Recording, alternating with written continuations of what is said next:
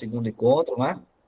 Na verdade, a disciplina de Filosofia da Ciência nos proporciona esses encontros sobre como a ciência tem, né, se multiplicado e como a filosofia dá esse suporte para que a gente tenha hoje, né, o entendimento das evoluções tecnológicas e, obviamente, as aplicações nas várias áreas do conhecimento. Inclusive, obviamente, dentro da nossa área de atuação, né, nós que somos aqui licenciados e licenciandos em física, não é isso? O curso excelente que a UESB oferece hoje, né, hoje o que eu digo também nesse tempo agora, né, para que a gente tenha acesso, né, à graduação de uma forma que, da nossa própria condição de pessoas alocadas em determinada região do país, tenha a sua livre condição de fazer a sua graduação. Isso é maravilhoso, né?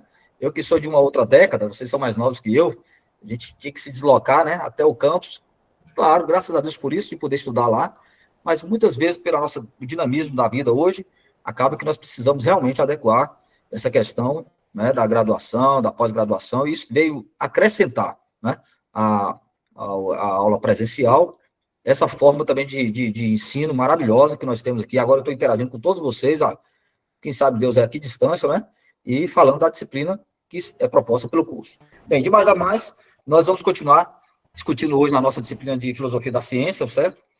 Tema da nossa aula hoje é o que é ciência, a estrutura das revoluções científicas, ok? E, à medida que nós formos trabalhando, nós vamos fazer uma discussão após um determinado instante, em que eu vou estar trazendo a vocês aqui, por um pequeno tempo, acho que 10 minutos no máximo, uma pequena introdução de forma textual, ou melhor, de forma de vídeo-aula, mas é coisa rápida, porque a discussão vai se dar aqui dentro, tá certo? Então, preste atenção, por favor, eu vou compartilhar a tela e queria muita atenção de vocês, que não saísse, porque o que vai ser tratado vai ser bem dinâmico. Eu escolhi esse vídeo porque ficou muito dinâmico a forma como ele expõe a questão das revoluções tecnológicas e a gente precisa desse tempo hábil. Então, eu vou fechar minha tela aqui e vou abrir o vídeo, tá ok? Tudo bem, gente? Ok, professor. Em seguida, nós retornamos para as nossas discussões aqui.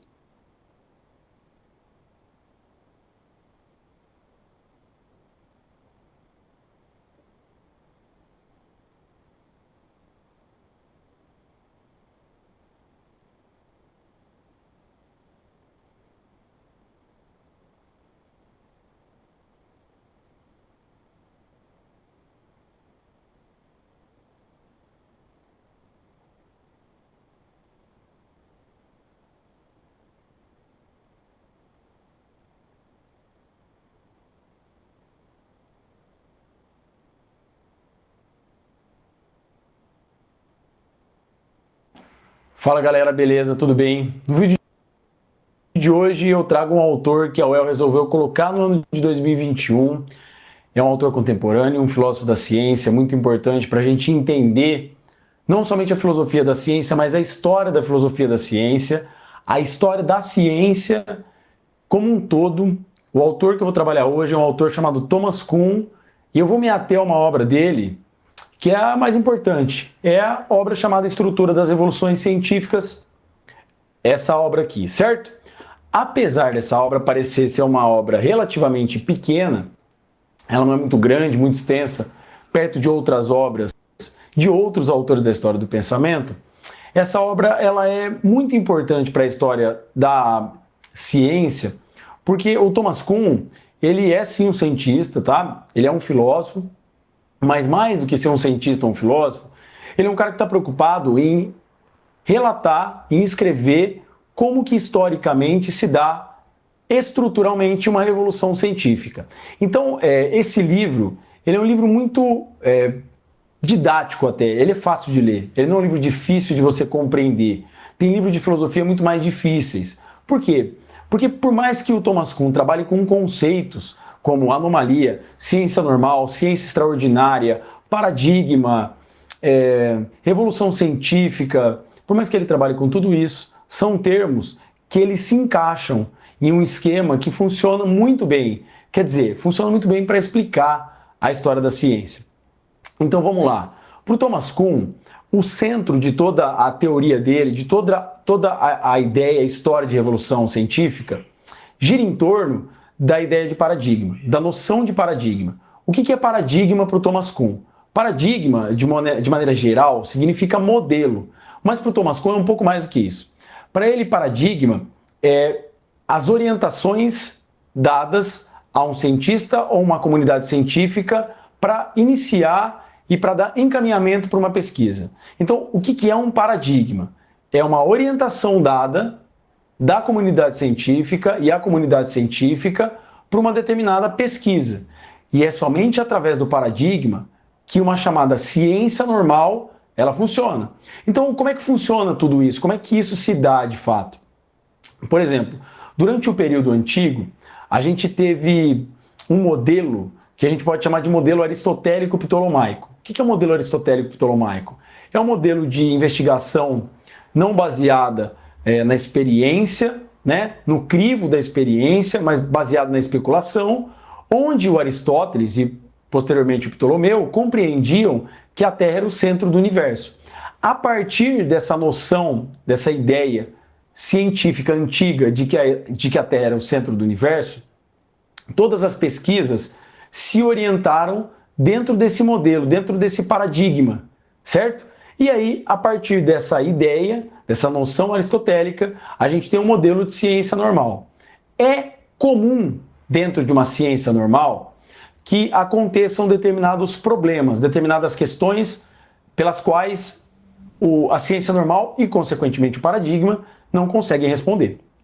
Bom, se a ciência normal e o paradigma não conseguem responder, o que acontece?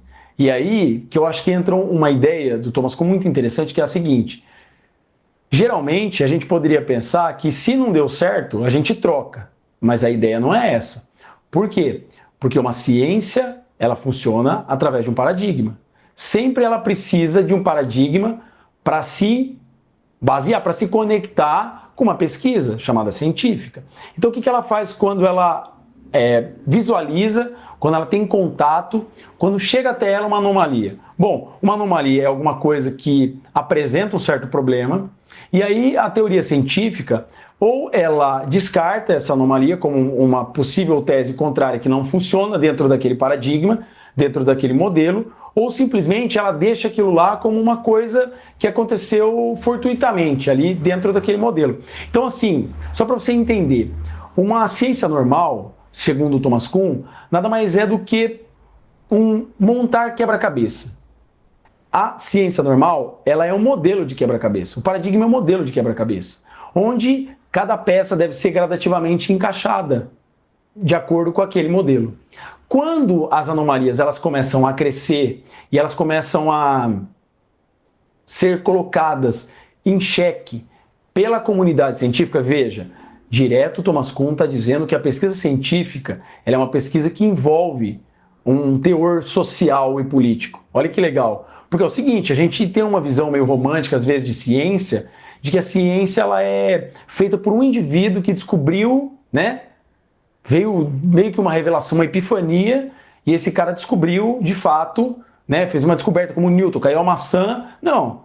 O que o Thomas Kuhn está dizendo é que para o Newton ter descoberto tudo que ele descobriu, o Aristóteles, o Galileu, o Copérnico, o Einstein, esses caras estavam envolvidos num contexto onde, de repente, a crescente de anomalias, de problemas, de questões, elas começaram a ser levantadas pela comunidade científica, e a comunidade científica começou a notar o seguinte: peraí, está tendo um problema no paradigma.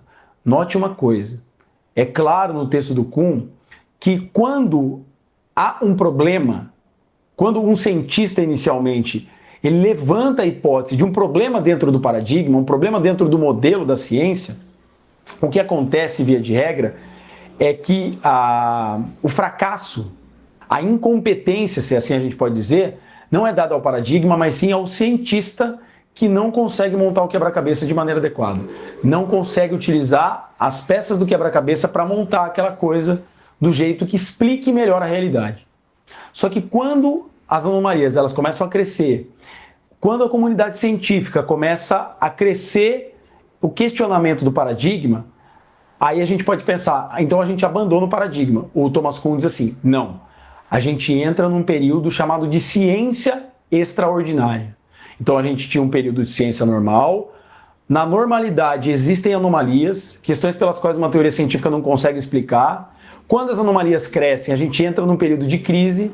Quando a comunidade científica admite a crise, aí a gente entra num período chamado de ciência extraordinária.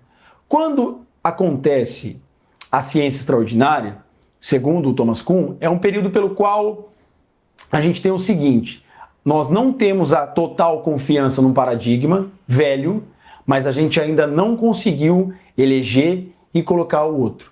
E é nesse momento, é nesse movimento de trocar um paradigma por outro que ocorre aquilo que o Thomas Kuhn chama de revolução científica. Então veja o que nós estamos fazendo aqui. Nós estamos estruturando uma revolução científica.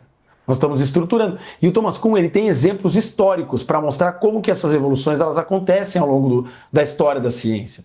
Bom, a partir desse movimento, a gente tem uma revolução científica que substitui um paradigma velho por um paradigma novo. Isso leva quanto tempo? Depende muito, certo? Vai depender do movimento histórico. Mas existe um momento onde os cientistas, eles não abandonam o paradigma velho, eles mantêm o paradigma velho, parte da comunidade científica continua utilizando aquele paradigma velho, fazendo daquilo lá um modelo de orientação científica, mas a gente não pode dizer mais que é um período de ciência normal, porque o paradigma já não funciona mais legal. Parte da comunidade científica pesquisa através do paradigma, parte da comunidade científica se empenha no quê? Em arrumar outra forma de orientação, outro modelo para chegar até explicações palpáveis e contundentes da realidade. Aí, conforme a gente troca de um paradigma velho por um paradigma novo, segundo Thomas Kuhn, a gente tem a chamada revolução científica e volta a um período de ciência normal. O movimento da estrutura das revoluções científicas, portanto, ele é um movimento basicamente do seguinte: ciência normal, anomalia, crise, ciência extraordinária, revolução científica, ciência normal novamente. O que é uma ciência normal novamente? É a eleição, é a aceitação da comunidade científica de um novo paradigma, de modo que esse paradigma começa a ser majoritariamente aceito. A concorrência de dois paradigmas e a eleição de um novo paradigma depende da comunidade científica e do quanto esse novo paradigma consegue responder aos problemas de um determinado momento. Portanto, olha que coisa animal do Thomas Kuhn. Não existe um paradigma melhor e um paradigma pior. Existe aquilo que o Thomas Kuhn, é uma palavra que pode soar difícil, mas ela não é. Existe uma relação entre paradigmas de incomensurabilidade. O que é incomensurabilidade? O que é mensurável? Aquilo que pode ser medido. O que é incomensurável? É aquilo que não pode ser medido. O que é incomensurabilidade entre paradigmas? É dizer que um paradigma não é melhor do que o outro. Um paradigma responde a problemas de maneira diversa do que o outro paradigma responde. Vamos dar um exemplo. Existia o modelo aristotélico-ptolomaico. O modelo aristotélico-ptolomaico vigorou por mais de 1000 anos. Por aproximadamente 1000 anos. Quando o modelo aristotélico-ptolomaico ele começa a derrocar, a cair, a se desestruturar, a comunidade científica não abandona o modelo aristotélico-ptolomaico. Quer dizer, o paradigma era geocentrismo, baseado na ideia do Aristóteles, certo? O que acontece? Anomalias começam a aparecer, entra um movimento de crise, o paradigma já não funciona muito bem, ciência extraordinária. Existem outros paradigmas e modelos de universo que concorrem com o modelo geocêntrico do Aristóteles. O que acontece? Gradativamente há uma substituição do modelo geocêntrico do Aristóteles pelo modelo heliocêntrico, Galileu Galilei e Nicolau Copérnico, aquela coisa toda da revolução científica da modernidade, e aí a partir do século XV, XVI, da Era Moderna, a gente tem a adesão da comunidade, a aceitação de um paradigma que a gente chama de paradigma heliocêntrico. O paradigma heliocêntrico, segundo Thomas Kuhn, é melhor do que o paradigma geocêntrico? Não. Ele é um paradigma que responde melhor ao problema da Era Moderna do que o modelo geocêntrico. Portanto, eles são paradigmas e modelos que, portanto, são considerados pelo Thomas Kuhn como modelos incomensuráveis. Para recapitular, para você lembrar de tudo. Ciência normal, como centro disso, paradigma. Ciência normal opera através de um paradigma. O paradigma nada mais é do que uma orientação, a orientação dada pela comunidade científica, para um grupo de pesquisadores, cientistas fazerem uma pesquisa. Bom, dado o paradigma, dado a ciência normal, essa ciência normal, por vezes, ela apresenta anomalias. A anomalia não é motivo para a gente derrubar a ciência. A crise e a crescente da crise é um modelo para a gente pensar e repensar o paradigma, e não derrubar o paradigma, não derrubar a ciência. Através desse movimento de crise, a gente entra num outro movimento chamado de ciência extraordinária, onde nós não temos um paradigma novo, mas não abandonamos ainda o velho. A gente luta para encontrar um paradigma novo, através disso acontece a revolução científica, eleito, inserido um novo paradigma, a gente tem uma nova ciência normal e está estruturado toda a ideia de revolução científica presente na filosofia do Thomas Kuhn e no livro A Estrutura das Revoluções Científicas. Espero poder ter ajudado vocês mais uma vez. A ideia aqui é trabalhar os autores da UEL a partir de agora. Então, se você quer entender os novos autores da UEL, fica ligado que vem mais conteúdo. Valeu!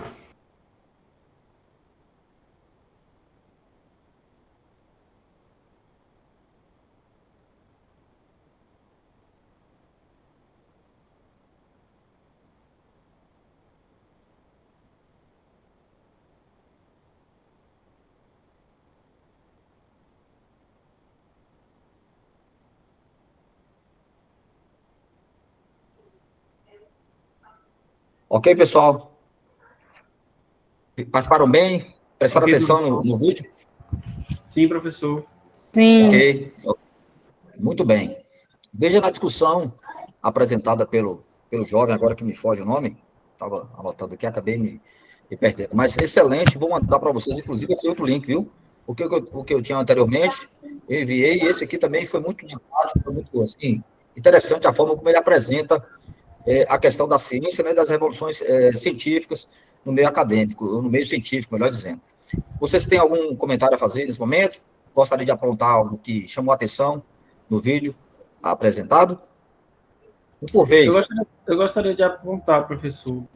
Fiz algumas anotações, né? Eu só queria dizer que eu achei muito interessante, né? Porque parece ser algo muito simples, mas não é simples. Ao mesmo tempo é algo bem complexo, né? O paradigma, se eu não me engano, é uma das teorias tradicionais de verdade.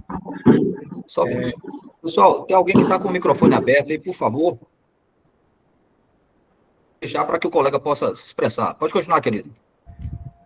O paradigma, se eu não me engano, é uma das teorias tradicionais de verdade. Aí eu achei bem interessante, eu fiz essa anotação e o processo que ele passa, né?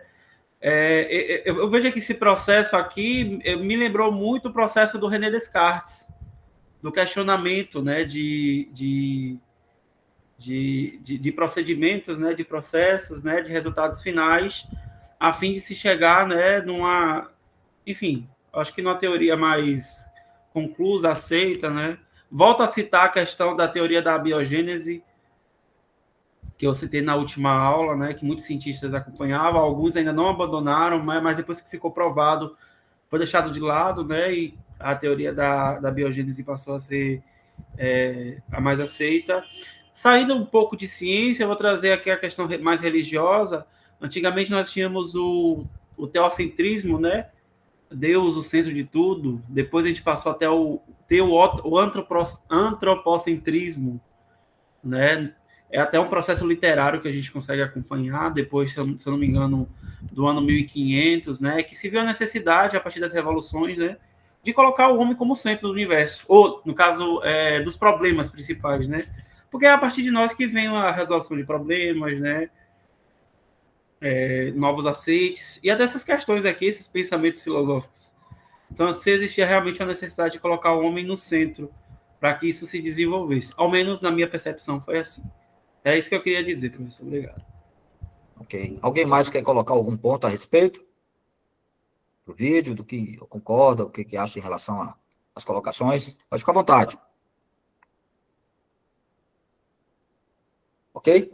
Então vamos caminhando aqui e discutindo, né, alguns pontos que entendo que são relevantes dentro dessa apresentação sobre o que é ciência, né, nesse aspecto em que é apresentado os paradigmas, né, E não que se tenha um paradigma abandonado, mas que tenha se pensado novos paradigmas a respeito de determinados fatores ou fenômenos que devem ser explicados.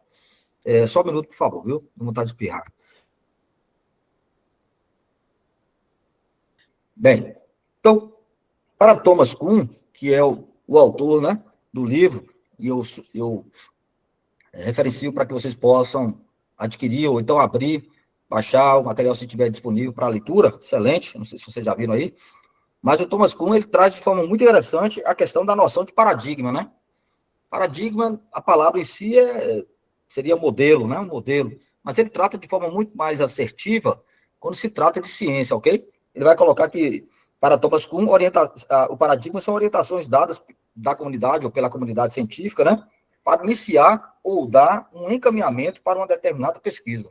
Ou seja, dar o pontapé inicial, né? Para que possa estudar determinados fenômenos apresentados ou mesmo observados na natureza.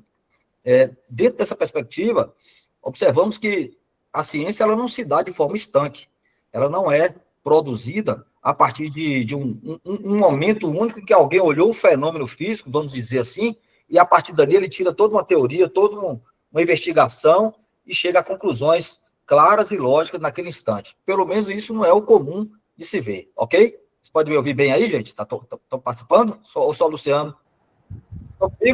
Sim, beleza, vocês ouvem, mas vocês participem também, viu? Pode levantar a mãozinha aí, pedir a fala, que a gente passa para vocês também nesse momento, beleza? Ok.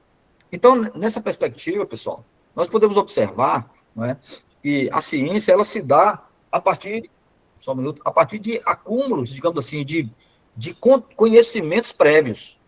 Eu acho interessante que uma fala feita por Isaac Newton a respeito, né, dos conceitos da mecânica clássica, né, enfim, da mecânica celeste, digamos assim, em que ele é perguntado por uma daquelas pessoas que o entrevistava, como é que ele conseguiu chegar àquelas relações matemáticas tão importantes e que, inclusive, explicava a mecânica celeste, né? E ele, de forma, eu penso que ele foi cauteloso e cuidadoso, ele diz assim, eu simplesmente me ergui sobre ombros de gigantes, né? O que ele estava dizendo? Quando ele usa o termo, eu estava me erguendo sobre ombros de gigantes, vocês imaginam que ele está falando o quê? Ó, as leis de Newton. Quem lembra das 3 leis? Vamos falar de maneira bem geral, 3 leis. A lei da inércia e qual a outra lei? Questão da física, eu vou puxar a orelha de vocês. Segunda lei de Newton. Força resultante a massa vezes a aceleração. Exato. Então, o que acontece? A inércia é a lei qualitativa. Essa resultante igual ao produto da massa pela aceleração é a forma quantitativa de mostrar a primeira lei. E a terceira lei diz que para cada ação existe o quê? Reação. De mesma intensidade, mesma direção, porém de sentidos, o quê? Opostos. Então, nessa perspectiva, todo um arcabouço de conhecimento científico, ele levanta, né? Ele vai explicar a mecânica celeste, a relação de atração entre os corpos massivos, né? Melhor dizendo, massivos, entre planetas, a partir da lei universal da gravitação universal de Newton, né? Vai mostrar as leis de Kepler, a relação entre as leis de Kepler e a gravitação universal de Newton. Então, ele vai abrir matematicamente e explicar de forma, digamos assim, razoável e coerente os processos de atração gravitacional. E aí alguém pergunta para ele como é que ele chega nessa relação, assim, de maneira que ele consegue explicar a mecânica celeste a partir dessas leis, né? E aí ele diz assim, eu me ergui sobre ombros de gigantes. Dá para imaginar o que ele estava dizendo aí? O que é que se erguer sobre ombros de gigantes? Será que ele é o super-homem que aparece com todas as informações? É isso que ele está dizendo? não. Ele usa como um apoio, então, alguém anterior a ele que dá um Suporte. Isso. Talvez ele tenha se baseado, professor, ou pelo menos ter se pautado com os anteriores a ele. Sim, sim. Muito Pode bom. ser isso. Muito bom. É exatamente nessa proposta, viu, Luciano? É na proposta de que ele não era aquele cara que chegou com todas as respostas prontas, como vocês viram no vídeo aí, né? Não é o cara que a maçã caiu na cabeça dele e de repente ele começou a aprender tudo ali. Não é isso. O fato é que ele observa a natureza, ele observa os fatos que estão postos e a partir dos pressupostos que estão ali, né? Ele então começa a levantar todo um modelo um paradigma que ele, digamos assim, não sozinho, mas ele começa agora a reformular, reconstruir, repensar esse mundo que nós vivemos, tá certo? Dentro de uma condição pela qual alguém anteriormente a ele já tinha pensado, já tinha levantado algum modelo. Então, até Newton se apresenta, por exemplo, o modelo aristotélico para o universo, digamos assim, em que a Terra está como centro de tudo e tudo gira em torno da Terra, o modelo geocêntrico. Então, esse modelo foi aceito por mais de 1000 anos, né? Defendido por Aristóteles, defendido por Ptolomeu, ok? E isso era aceito pela comunidade, digamos assim, científica da época, enfim, como era disseminado o conhecimento das relações, dos fenômenos físicos apresentados e de interação entre planetas, entre Terra e céu, Terra e Sol, Terra e Lua, Lua e Sol, enfim, tinha um sistema, um modelo montado. Então, esse paradigma estava muito bem fundamentado, digamos assim, enraizado na comunidade científica. Só que, o que acontece? Todo paradigma, no que diz respeito à ciência, ele não tem uma resposta única e definitiva, desde que você sabe que fazer ciência, quem produz ciência é o homem. Tudo bem até aí? Concorda, não? Sim. Quem produz ciência? Nós Com produzimos ciência. certeza. E pronto. Então, quando nós produzimos ciência, você tem que levar em aspectos também importantes que o homem, ao fazê-lo, ele também está trazendo uma carga também de conhecimentos prévios, outros conhecimentos adquiridos, mas também dentro de uma condição de raciocínio lógico, matemático, científico, filosófico, que muitas vezes pode ser inadequado, é falho. Se o homem produz ciência, pode ter certeza, eu vou ser assim cauteloso, com a probabilidade altíssima de alguém estar sempre um pouco equivocado. Ou será que todo mundo tem uma resposta certa e certeira para tudo? Eu não tenho essas respostas. Se você tem, me fale como é que é, porque até agora não encontrei. Nem em Einstein, né? Nem naqueles que são mais catedráticos. Por quê? Porque nós todos temos, claro, limitações humanas. A razão humana, ela tem limitação. Então, o que eu quero dizer com isso? Que alguém constrói algo, né, dentro de um paradigma, então ele pensa um modelo de universo, e dentro daquele modelo ele observa os fenômenos naturais. Por exemplo, eu estou na Terra, eu ergo meus olhos para cima e vejo o quê? Eu ergo meus olhos para cima, eu ergo meus olhos e eu vejo o quê? Eu vejo sistemas que passam sobre a minha cabeça diuturnamente. Então eu vejo o Sol, à noite eu vejo estrelas e eu vejo que estrelas caminham. Mas como é que é esse modelo? Então, observar a partir desse referencial me dá uma aparente ideia de que o universo está girando em torno daqui. Bem, em termos de referenciais, eu não tenho problema com isso, porque é claro que eu vou observar padrões a partir de referenciais. Sem referencial, nada se observa. Então, desse padrão, né, começa a construir modelos de movimentos de planetas, de Marte, epiciclos, e enfim, todo o modelo de movimento celestial acontece. Só que quem é que produz isso? O homem. E ao produzir isso, ele está produzindo com que condição? Perfeita? Não. Ele está usando de um modelo em que ele concebeu, né? E conceber um modelo é trazer para a comunidade, digamos assim, científica, trazer para aqueles que são pensantes como nós, né, modelos para serem questionados ou aceitos. Então, por isso que eu disse, quando nós produzimos ciência, estamos produzindo algo, né, e temos a capacidade de fazê-lo com limitações. Então, quando Newton vai dizer, eu simplesmente me ergui sobre ombros de gigantes, o que ele está dizendo? Eu olhei para Johannes Kepler, né? Eu olhei para Galileu Galilei, eu olhei para Aristóteles, eu olhei para os grandes do passado, né? E que ergueram modelos e que a partir deles eu também olhei.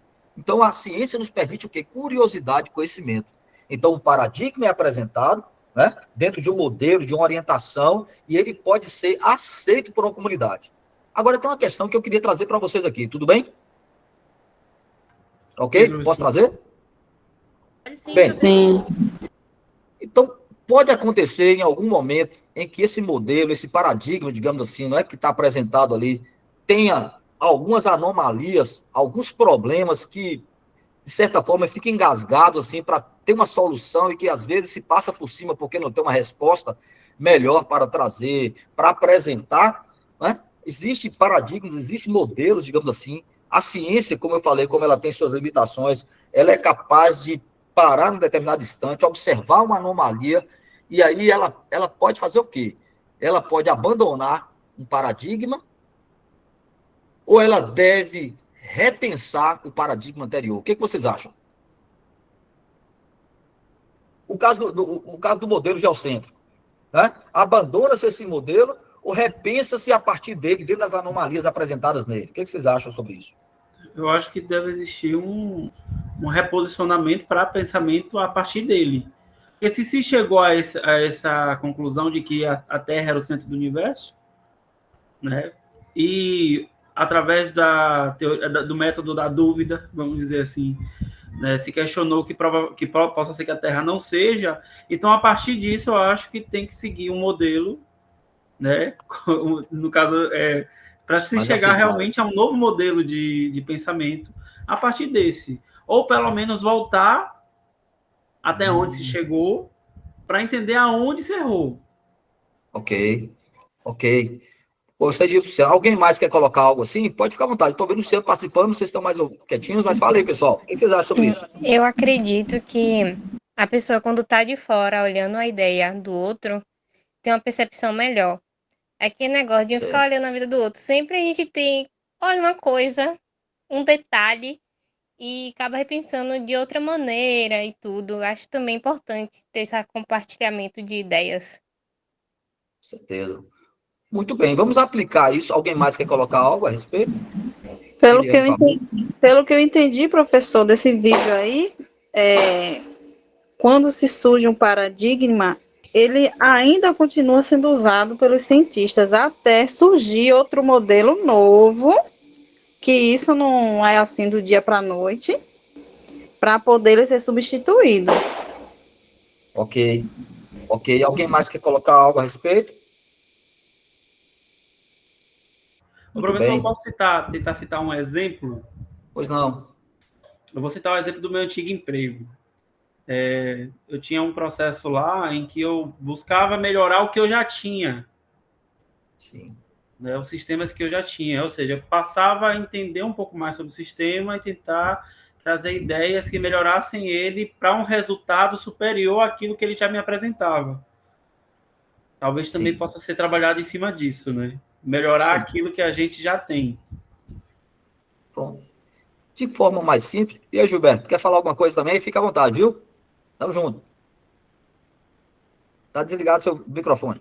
Ô professor, eu tô só de olho aí. Esse assunto eu vou ter que estudar um pouco mais nele ainda, mas achei muito interessante.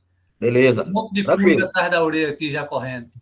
Ótimo. Eu vou até depois, tá? Eu vou postar para vocês mais à frente essa semana uma atividade voltada para esse estudo ainda, viu? Não vai ficar só na nossa discussão, nós vamos levar para frente. Manda uma então, veja bem. Falar. Ok, tranquilo. Muito bem, eu ouvi vocês, interessante a colocação de cada um, não é? E vendo aqui, dentro de uma postura de Thomas Kuhn, algo muito interessante, ele diz assim, olha, ele coloca mais ou menos assim, que na verdade, nós não devemos abandonar um paradigma, digamos assim, velho, antigo, certo? Mas, a partir dele, você buscar novas respostas dentro daquilo que não era satisfeito com o anterior. Ou seja, as anomalias vão aparecer, né? Como é que você está olhando para um planeta lá em cima e, de repente, você começa a seguir a órbita do planeta e o planeta começa a girar, depois ele começa a voltar, quer dizer, fazer epiciclos, né? E esses epiciclos, como é que explica isso? Não vai sair, não. Eu não senti. Houve problemas para a explicação do modelo geocêntrico apresentado até então. Então, para tal formulação, não se abandona, e eu quero dizer para vocês, dentro da visão de Thomas Kuhn, um paradigma anterior, mas que ele sirva como um padrão, como observação de algo que precisa ser respondido a partir dele. Porque é como se fosse uma fundamentação. Como se fosse não uma fundamentação. Se eu tenho algo que eu construo dentro da ciência, um paradigma, por observação, né, de forma empírica, ou mesmo de forma assertiva, dentro de um... Vocês estão me vendo aí? Não sei o que aconteceu aqui. Ok? Só um minuto. Vocês me ouvem bem? Estou ouvindo, só a câmera que está... Pronto. Isso. Eu acho que só... Agora está ok. Ok. Então, dentro dessa condição, o Thomas Kuhn vai dizer o seguinte, olha, o modelo geocêntrico, ele atende a responder, sim, a questão da mecânica celeste. Ele atende. Só que as limitações com que ele apresenta, certo? Devem ser, claro, repensadas, ou são anomalias que podem ser muito melhoradas dentro da própria ciência, ou seja, repensar o modelo. Por exemplo, Galileu Galilei, ele pegou luneta, não foi feito com esse propósito, mas ele foi o primeiro a apontar para o céu e observar, né, que em torno de Marte, ele observava que em torno de um dos planetas havia movimentos periódicos ao longo de um ano. Então ele começou a fazer pontos mostrando que esses pontos, digamos assim, estavam circuncidando, ou seja, girando em torno de Marte ao longo dos anos. Ele observando o quê? Que não é só a Terra, que tudo gira em torno da Terra. Existem outros lugares onde outros corpos giram em torno de outros corpos. Percebe? Então isso também tem que ser explicado. Se a Terra é o centro e tudo gira em torno da Terra, como é que eu estou olhando lá para fora agora e vejo Marte e sei que lá em Marte tem luas e que tem luas que giram em torno de Marte? Você percebe? E, então, modelos têm que ser repensados. Então, dentro dessas coisas, dentro de uma história filosófica, histórica, científica, modelos vão ser repensados. Por que são repensados? Porque são desenvolvidos e pensados por seres humanos, com suas limitações, com sua razão, contudo, com uma limitação, digamos assim, do que ele tem como informações. Com as observações hoje, com os telescópios, com tudo mais, não é? Com as leis de Johannes Kepler, que ele vai mostrar a lei das órbitas, né? Como os planetas giram em torno do Sol, como é que ele explica matematicamente, como Newton escreve a lei da força gravitacional. Então, esses modelos ficam muito mais robustos para, digamos assim, aceitar um novo paradigma. Esse novo paradigma é chamado de, como é que se chama? Colocando o Sol no centro ali? O heliocentrismo. Né? Ainda que o Sol está exatamente no centro, né? Mas ele está em um dos focos, de forma que os planetas giram em torno dele. Então, esse modelo heliocêntrico, ele foi sendo melhorado, repensado, é um novo paradigma, digamos assim, que a ciência aceita sem abandonar o velho. Aí vem a pergunta inquietante. Posso fazer a pergunta? Pode, Brasil. Lá vai. Será que o modelo geocêntrico pensado lá atrás, antes do modelo heliocêntrico, é o modelo errado? Será que ele deve ser abandonado? Ou nós temos um outro modelo, que é o modelo do heliocentrismo, que explica a mesma mecânica celeste dentro de outro ponto de vista, ou seja, dentro de outra esfera de referenciais adotados. O primeiro modelo coloca a referência na Terra, tudo bem? Eu olho para cima, tudo gira aqui. Mas quando eu tiro a referência daqui e coloco no Sol, eu vejo os planetas girando em torno do Sol. Então, o que acontece? Você tem formas diferentes de apresentar a mecânica celeste a partir de referenciais diferentes. Estou me fazendo entender, gente? Sim. Mais ou menos. Estou dizendo o seguinte, o modelo geocêntrico apresenta a Terra, né, como centro, e os demais planetas, inclusive o Sol, girando em torno dele. Esse modelo foi aceito por 1000 anos. Dentro do modelo, aparecem algumas anomalias que não se explicam, como, por exemplo, outros satélites girando em torno de outros planetas. Nós temos o nosso satélite natural, que é a Lua, mas em torno de Marte existem outros satélites. E então, você começa a perceber que existem outros modelos, pode muito bem apresentar um outro modelo, em que planetas distantes daqui têm outros corpos girando em torno deles. O que garantiria que nós somos o centro de alguma coisa aqui? Percebe? Então, um modelo aparece como uma anomalia, como uma necessidade de respostas que o modelo geocêntrico não responde. Aí se apresenta quem? O modelo copernicano, digamos assim, né, de Nicolau Copérnico, em que ele vai apresentar o modelo heliocêntrico, ou seja, colocando o Sol, então, em um dos focos, digamos assim, né? Quem vai apresentar o Sol como um dos focos é Johannes Kepler, bem depois de Copérnico, né? Mas mostrando o Sol e os demais planetas girando em torno dele. Quando se apresenta esse modelo, que eu quero dizer, ficou muito melhor explicar a mecânica celeste. Isso quer dizer o quê? Deixa-se o modelo geocêntrico e abracemos um modelo hoje que nos parece mais racional e mais correto de entender o sistema ou a mecânica celeste, que é o modelo heliocêntrico. Então, esse modelo nós adotamos. Responde melhor? Responde melhor naquilo que a gente observa do universo. Agora, por isso a ciência vai jogar fora na lata de lixo o modelo geocêntrico? Não. Por quê? Não. Por quê? Porque é um modelo que serviu de base para pensarmos um novo modelo. Percebe isso? Então, e dentro desse novo modelo, se você olhar para trás e pedir para explicar novamente a mecânica celeste com todas as implicações e complexidades que dão no modelo geocêntrico, ele vai responder também. É isso que eu quero dizer. Vai responder também. Mas não tão de maneira melhor que o modelo heliocêntrico apresentado. Me fiz entender? Sim. Então, Entendi. assim, Sim, professor. Acredito também que a gente nem estaria falando desses outras formas, né? sim, Para chegar até aqui, se fosse indispensável. exatamente. Então, gente, a nossa discussão hoje é exatamente na seguinte pegada: o que é ciência, não é? O que nós vimos aqui, e dentro da ciência, nós buscamos responder como a revolução científica ela se dá dentro de paradigmas. Abandona-se certos modelos que não respondem mais, não é? Mas, para novos paradigmas, se toma referenciais para estudar, digamos assim, uma melhor forma de explicar, digamos, a ciência, ou melhor, explicar a natureza, a observação dos fatos, os fenômenos físicos apresentados. Para Thomas Kuhn, ele diz claramente que não se abandona os velhos paradigmas, mas acessamos uma revolução científica a partir de uma substituição de um paradigma anterior, velho, por um novo paradigma. Como é que esse processo se dá? É de um dia para a noite? Não é. Veja lá o modelo geocêntrico, 1000 anos para ser repensado, né? Então, apresenta-se um paradigma na ciência, se ele não responde bem às verdades observáveis, né? Vamos chamar de anomalias, problemas que não se adaptam corretamente, então é necessário fazer o quê? É um processo de entrar em crise. Você já ouviu esse negócio? Eu estou em crise.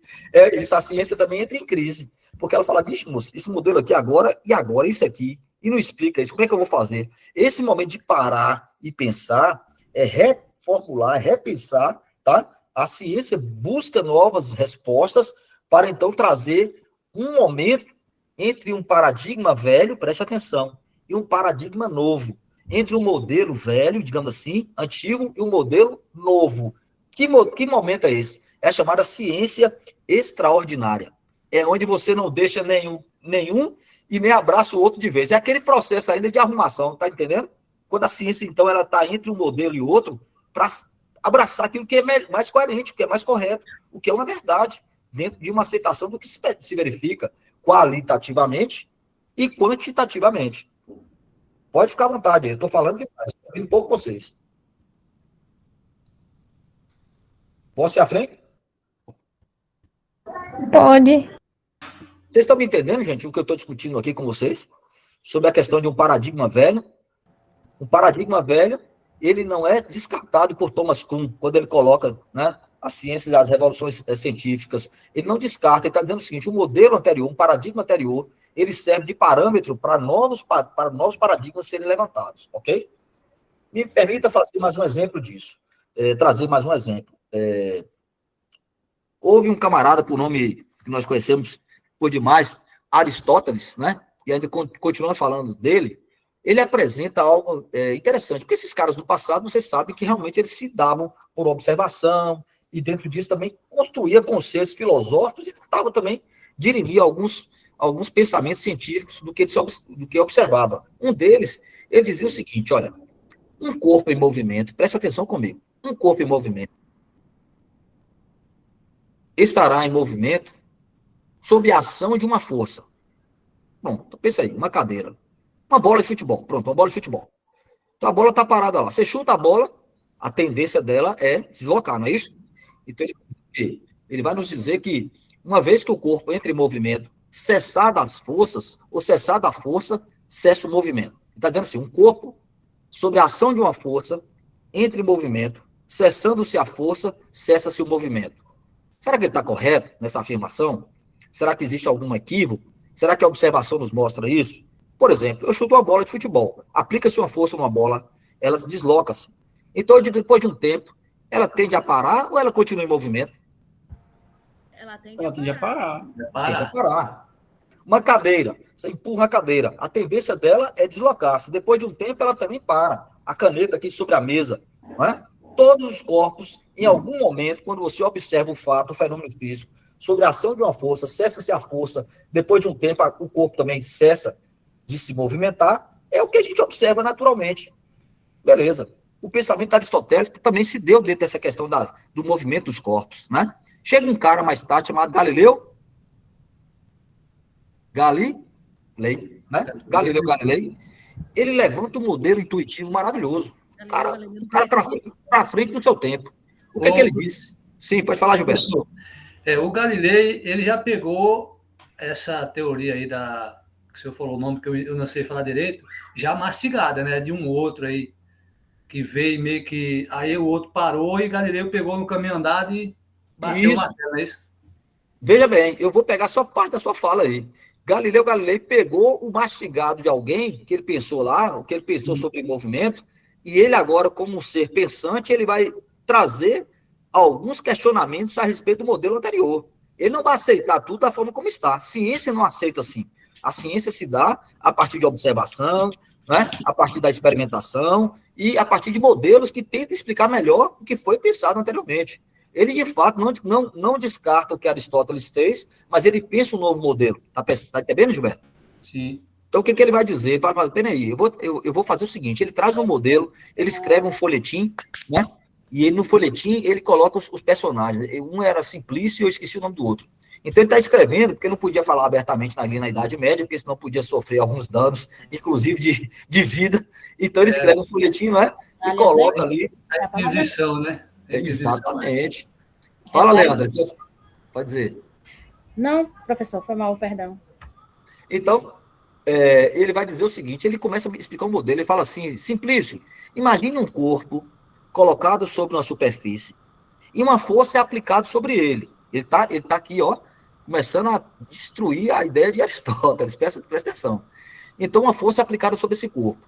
Cessa-se a força sobre o corpo, a tendência desse corpo é o quê? Aí Simplício vai responder, entrar em movimento. Segundo o conceito pensado por Aristóteles, o corpo vai entrar em movimento e depois de um determinado instante, como é que ele diz? O corpo vai cessar o movimento. Aí Galileu responde, né? Sim, ok, tranquilo, tudo bem, beleza. Mas vamos pensar algo diferente agora. Para o mesmo corpo de massa M, aplica-se uma força F de igual valor. Ou seja, não muda a massa, tá pensando, Luciano? Não muda a massa e nem muda a força, beleza? Só que agora ele faz algo diferente. Ele fala assim, mas agora nós vamos fazer algo diferente. Nós vamos polir um pouco melhor digamos, a superfície. Então, aplica-se a mesma força sobre o mesmo corpo de massa M nas mesmas condições. O que vai acontecer? Ele vai dizer, o Simplício vai responder, bem, como houve um polimento da superfície, o corpo vai tender-se a deslocar-se para uma distância um pouco maior da anterior, porém vai parar. Você concorda com ele? Eu concordo. Você dá uma limpada, uma lixadinha, vai mais à frente e para.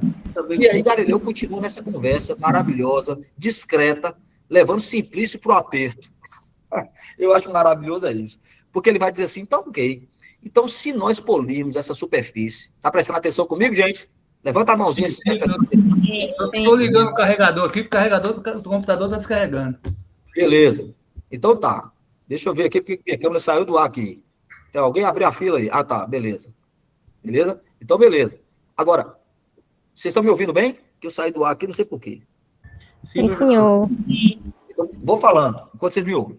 Então, para tanto, ele vai dizer o seguinte. Ele fala assim, se eu polir a superfície de forma perfeita, de maneira que eu aplique a mesma força para o mesmo corpo de massa M, nessa superfície perfeita, ou seja, sem atrito, qual a tendência do movimento desse corpo? Aí Simplício pensa e responde, bem, pelo que se observa, a partir da teoria de Aristóteles, se eu tenho um corpo de massa M, aplico uma força sobre ele e o abandono em movimento, ele vai tender a parar em algum lugar.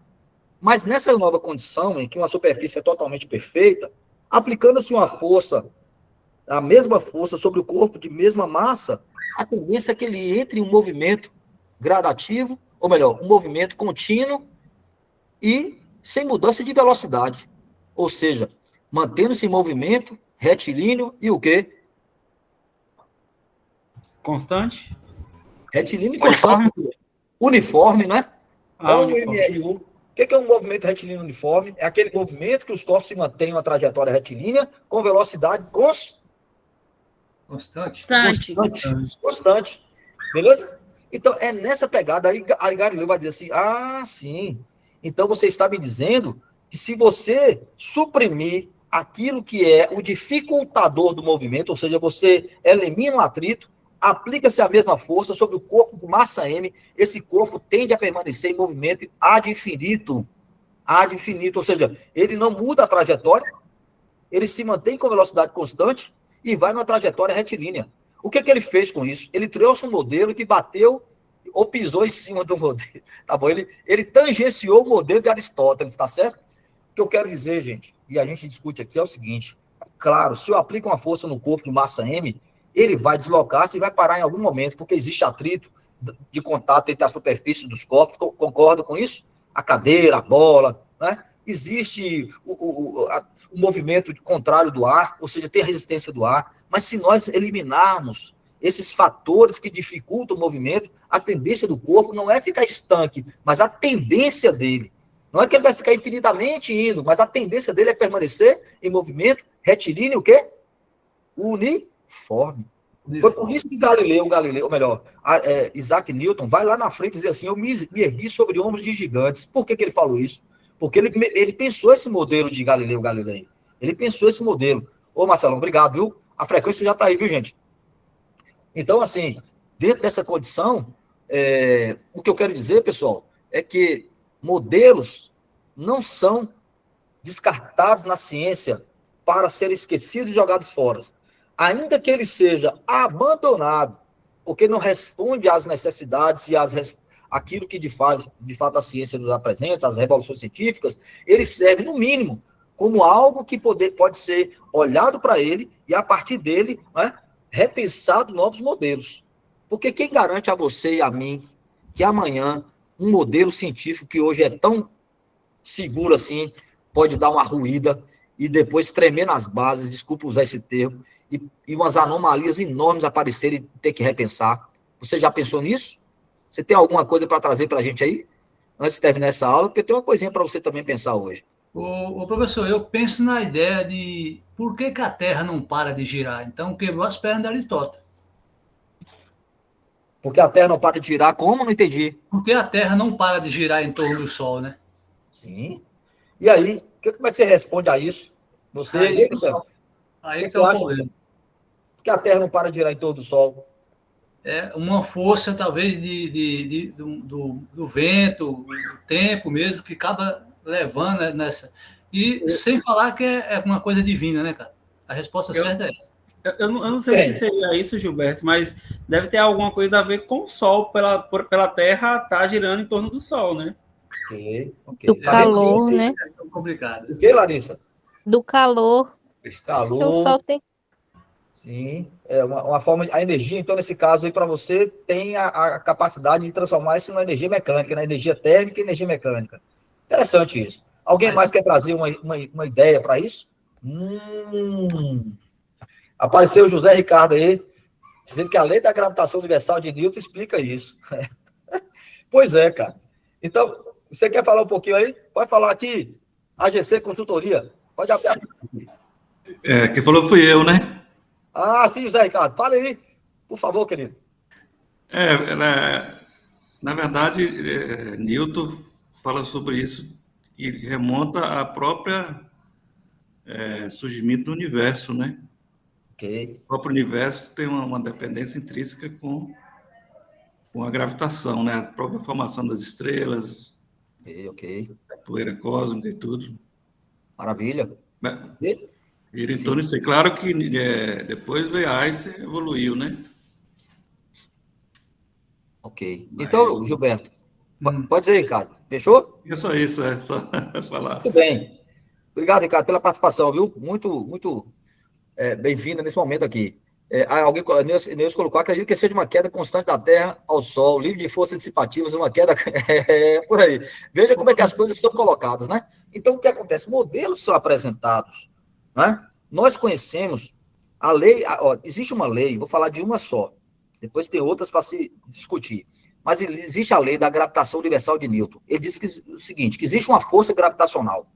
Essa força gravitacional, ela é capaz de atrair dois corpos de massa M, dois planetas, tá pegando a ideia? Pelo produto dessas duas massas, dividido pelo quadrado da distância que separa os dois planetas, multiplicado por uma constante. E essa constante, meu filho, é chamada de ajuste fino. É a constante gravitacional de Newton. Deu o nome dele. Mas quando ele nasceu, a constante já estava no universo. Então, o que acontece? As leis que vocês vão... Vocês já tiveram Física 1? Física 1 já pegaram, não, né? Ainda não. Aí pega com vontade. A bicha é boa demais, estudar mecânica, viu? Vocês vão ver a mecânica de Newton e ele vai apresentar para nós os modelos que vão explicar, inclusive, o movimento dos planetas em torno do Sol. Então, para tanto, o que nós temos aí? Nós temos o seguinte, Gilberto, ele está dizendo o seguinte, a Terra atrai o Sol, bem como o Sol atrai a Terra. No quadrado, no inverso do quadrado da distância deles e no produto das suas massas. Então, o que acontece? Existe uma força chamada força gravitacional. Na física clássica, essa força interage por atração, os dois corpos, né? Então, a Terra gira em torno do Sol, quando ele está mais próximo, né? Então, ele ganha velocidade por atração gravitacional, então ele é empurrado para mais distante e ele faz esse movimento contínuo. Aparece, então, muito depois dele, uma outra explicação muito mais, digamos assim, embasadas em conceitos, né, de velocidade da luz, enfim, a teoria da relatividade de Einstein. Ele vai apresentar um modelo mais geral. Ele vai dizer que a gravidade é uma curvatura no tempo e espaço e que os corpos colocados dentro dessa curvatura são atraídos uns com os outros. Então, esse modelo aí... Então, assim, tem uma explicação muito mais ampla, mas esse modelo de Newton e o modelo de Einstein, eles não são excludentes. Eles são formas diferentes de entender o universo que nós vivemos. Então, numa perspectiva de modelos, de paradigmas, o que nós temos aqui hoje é dizer o seguinte, é que o paradigma é a forma pela qual a ciência se embasa para, a partir dele, explicar os fenômenos naturais, explicar a natureza. Quando o paradigma já não responde bem a certas necessidades dentro da ciência, um novo paradigma deve ser buscado para responder àquelas condições que não foram feitas anteriormente. E esse modelo de ajuste, digamos, de ficar entre um paradigma e outro, para não ficar solto, Thomas Kuhn vai chamar de ciência extraordinária. Ela está ali até responder o modelo melhor. Ok? Certo. Caminhando? É extraordinário mesmo, porque cada um tem sua posição, e se cada um sair um pouquinho da sua colocação, já muda totalmente o clima. Ou a gente congela, ou a gente queima. Pronto, você falou tudo, é questão de milímetros, é questão de centímetro, né? Você tem um modelo que não responde outra coisa, viu, Larissa? É interessante que não são só modelos empíricos, qualitativos, são modelos matematizados, modelos quantificáveis, em que você responde matematicamente. Você tem um modelo teórico e veja a prática, se realmente há um modelo que se encaixa aí, ok? Tanto é que a física, nós temos o físico teórico e o físico prático. É aquilo que se vê, o físico teórico, ele constrói a robustez quantitativa de medidas e tenta, né, responder a um modelo qualitativo. Se isso for bem respondido, é um modelo mais aceitável. Não vamos dizer que ele é totalmente correto. Ou não, Luciano? Pode falar. Em cima do que Larissa falou também, eu acho que, se eu não me engano, se encaixa a teoria do surgimento da Lua, né? Que a Lua provavelmente era um planeta chamado Theia, que em algum momento ela acabou entrando dentro da órbita, eu acho que é órbita, tá, isso. órbita, perdão, da isso. Terra, e a partir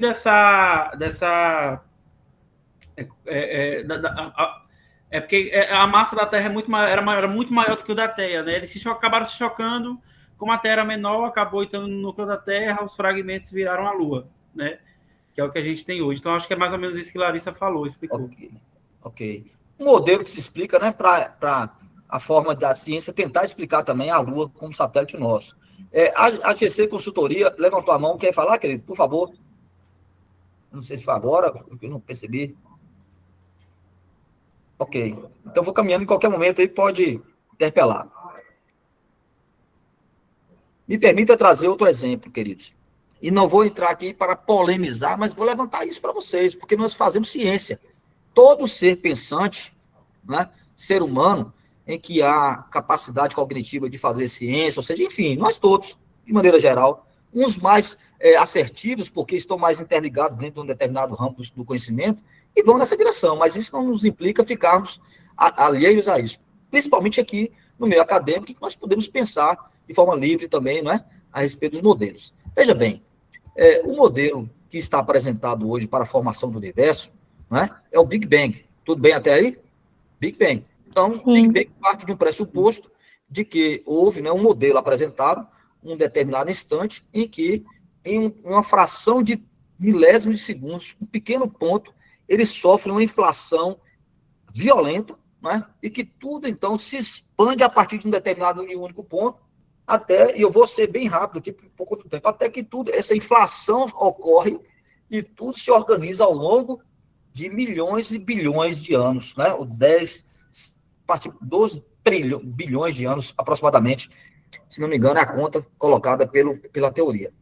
E dos pontos da teoria diz o seguinte, que o universo, né, ele se apresenta no modelo de que toda a forma em que esse universo inflacionou da mesma forma para todas as direções, o que era lógico se pensar é que em todos os lugares do universo você observasse a mesma condição de universo, ou seja, um processo, um meio, digamos assim, bem isotrópico, né? De mesma forma, de mesmas estruturas, enfim, com as mesmas temperaturas. Tá pegando a ideia, Luciano? Que eu estou falando aqui? Pode pegar o modelo lá e pensar. Aí você chega lá, velho, pega o telescópio Hubble, não vou falar nem do último aí, James Webb, pega o telescópio Hubble do passado e aponta para o universo. Então, eles começaram a fazer o seguinte, eles colocaram e começaram a fazer a observação de todo o universo ao longo de um giro de 360 graus, fotos sucessivas. Pá, pá, pá, pá, pá. Então, eles fizeram o quê? Um mapa, modelo do universo observável, né, há bilhões de anos daqui, e para verificar essa isotropia do universo. Bem, o que se verificou? Verificou-se que existem lugares nesse mesmo universo que nós estamos aqui falando, inflacionados, em que as regiões são de temperaturas altíssimas, e outras temperaturas mais frias. Né? Então, o vermelho intenso para a temperatura alta, o verde, o claro, né, em outras temperaturas, ou seja, começou a mostrar que o universo que nós temos, ele não apresenta uma isotropia, ele não tem lugares iguais em todas as direções. Já que ele inflaciona de um mesmo ponto, deveria ser tudo igual a partir daquela inflação. Mas não é isso. Então, o que eu quero dizer para vocês é que se aceita hoje o Big Bang, né, e o James Webb vai mostrar, então, galáxias que há bilhões de anos daqui, né, poderíamos olhar para eles numa ideia de que eles estivessem na sua formação, e você olha para o James Webb e vê as galáxias todas formadas, todas nas suas estruturas bem colocadas, há bilhões de anos daqui. Então, o que acontece?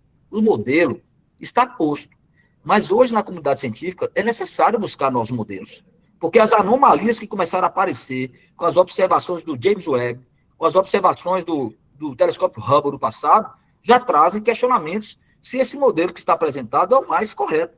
Então, o que eu quero dizer com isso, queridos, é que os modelos estão postos, os paradigmas são levantados. Em algum momento, eles podem ser questionados pela própria ciência para repensar e trazer novas respostas para aqueles modelos, entende? Então, nessa ideia, nós estamos diante de uma situação. A ciência, nós produzimos e temos limitações dentro dela. Mas isso não significa dizer abandonar o conhecimento científico. Pelo contrário, é repensar o modelo, é refazer os modelos a partir de momentos em que são pensados novos paradigmas. Então, nesse processo, para nós fecharmos essa discussão, né, nós estamos buscando uma ciência que é chamada de ciência normal. O que é ciência normal? Tudo caminhando bem, está certo, está respondendo certinho ali as questões daquela observação, daquele paradigma, né? Então, ali o modelo está apresentado, o modelo heliocêntrico é bom? Excelente, está apresentando, beleza. Então, ele é um modelo chamado da ciência normal. Mas, em algum momento, se aparecer, né, alguma coisa que fuja, que não se explique bem dentro do modelo, então é chamadas de anomalias. Thomas Kuhn chama de anomalias. Essas anomalias, então, são repensadas, né? E dentro dessas anomalias, busca-se novos modelos. Ou melhor, busca-se responder a essas necessidades de anomalias. Caso não seja suficiente fazê-lo, então, entre abandonar uma velha teoria ou um velho paradigma e abraçar um outro, entra a chamada ciência extraordinária. Na ciência extraordinária, né, vem-se, então, novos pensamentos, a revolução científica se dá, e, então, com a revolução científica, obviamente, vai aparecer um novo paradigma assentado de melhor robustez que explique melhor, digamos assim, a natureza dos fatos apresentados dentro da ciência, ok? Gente, veja bem, dentro da nossa condição, vejo que o nosso tempo está bem próximo aqui do final, mas eu queria ouvi-los um pouquinho, se tem alguma dúvida, se tem algum questionamento, se tem algum questionamento a fazer, fique à vontade, viu? Estamos aqui numa discussão de sala de aula.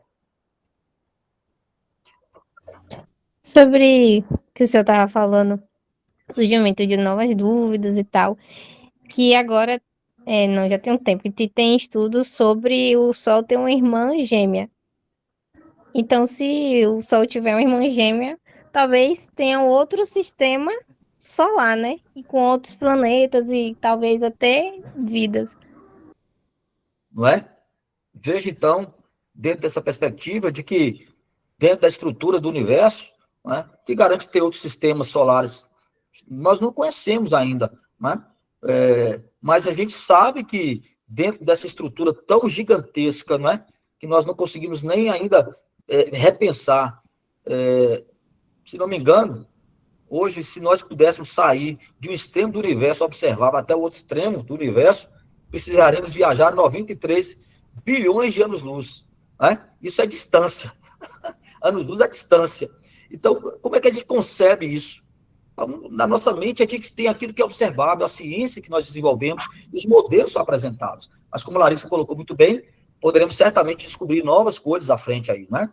São coisas desse tipo. Por exemplo, alguém sabe lembrar de uma constante universal aí, que a gente olha e fala assim, isso aqui é uma constante, isso aqui não tem como mudar.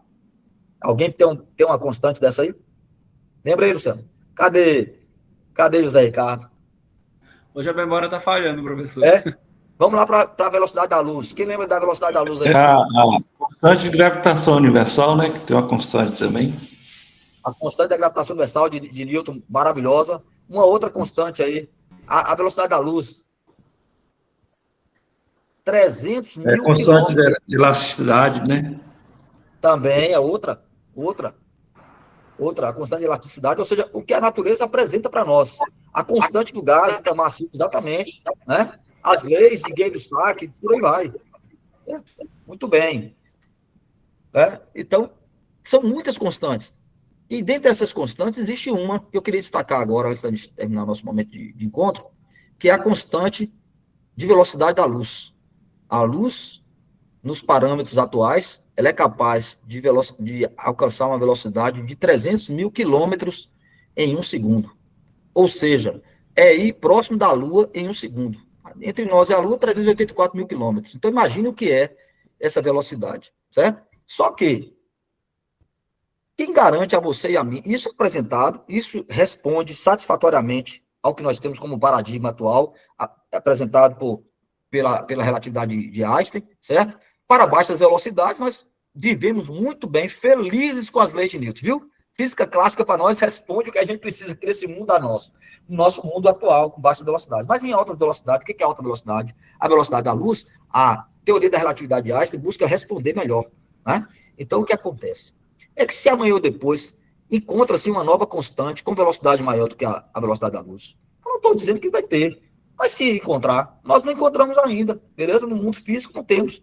Então, as constantes estão postas, elas servem a parâmetros para paradigmas que estão apresentados, até que novas anomalias são feitas, são levantadas, e busca-se novas respostas para um novo, digamos assim, um novo paradigma. Então, a ciência anda assim, de paradigma em paradigma, né? Buscando sempre aperfeiçoar o conhecimento, porque, volto a dizer, na condição nossa, nós estamos sempre limitados a tempo e espaço e às condições que estão apresentadas aqui no mundo físico. E, por conta disso, nós vamos construindo modelos e, dentro da razão humana, nós vamos até onde ela nos possibilita encontrar modelos que respondem melhor ao mundo apresentado, beleza?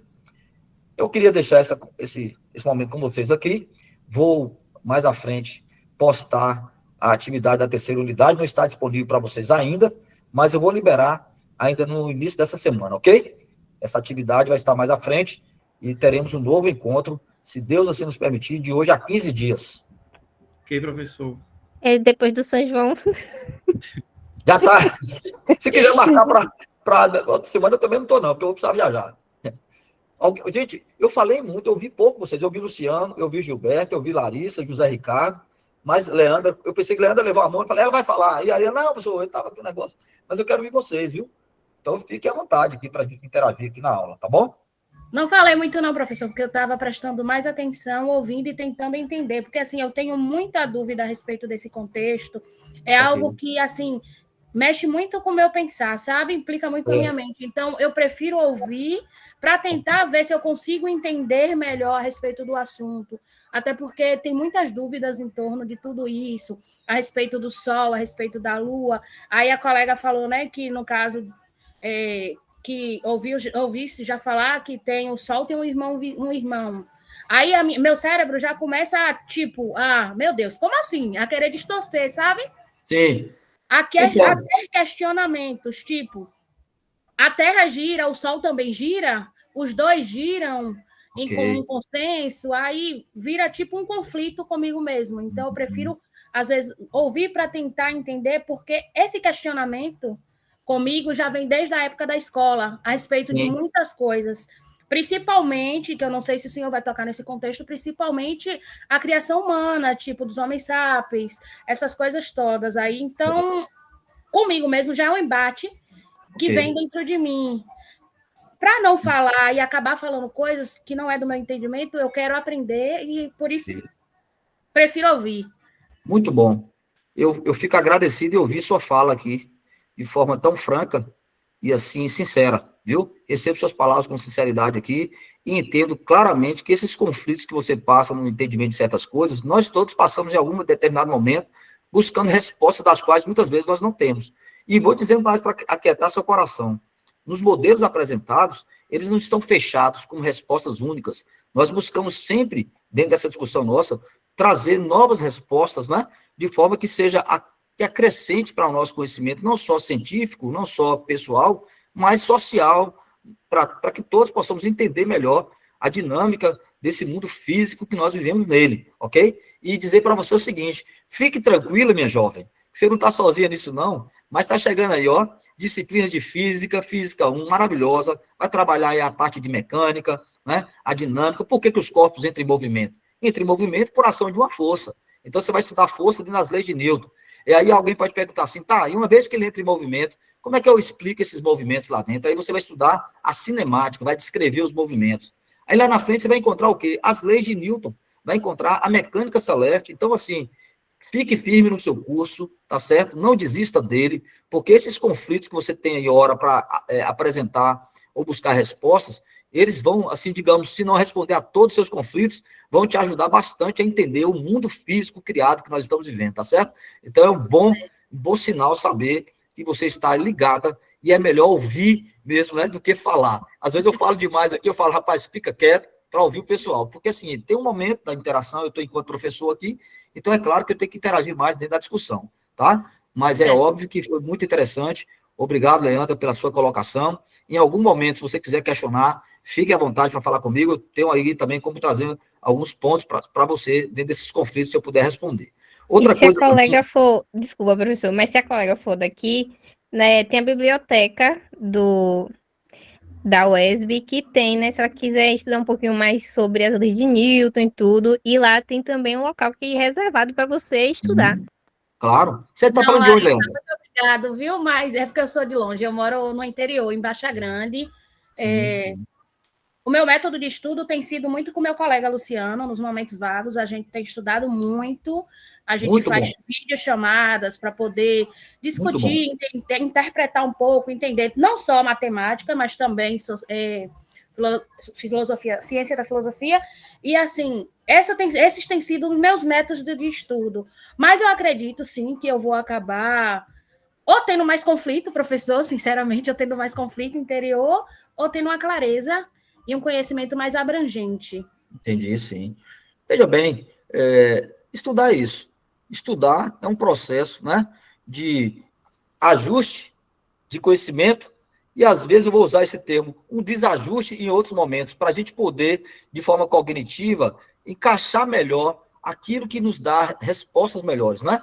Então, assim, dentro do que nós estamos falando, é dentro da ciência, dentro dos modelos apresentados, né, que nós temos na natureza. Então, assim, a física é um curso maravilhoso.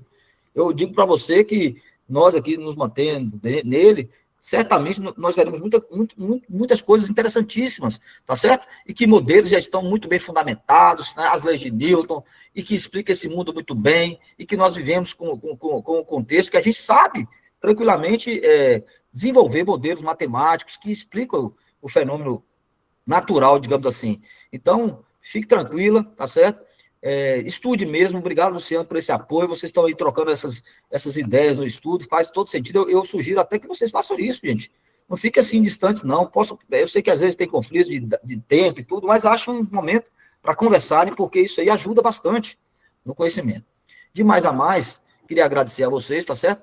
Por esse tempo de qualidade. Eu vou abrir uma discussão lá no fórum essa semana, para que vocês também interajam lá sobre esse mesmo assunto. Eu vou levar alguns questionamentos lá, tá? Dentro de paradigmas, de Thomas Kuhn, e eu queria muito que vocês participassem. Fiquem tranquilos que eu vou estar logo pautando lá dentro do fórum. Ok, queridos? Ok, professor, muito obrigado. Certo, até a próxima. A próxima, se quiser. Um abraço a todos vocês, viu? Valeu, Gilberto. Um abraço, colegas. Obrigado. Muito bom. Tchau, tchau.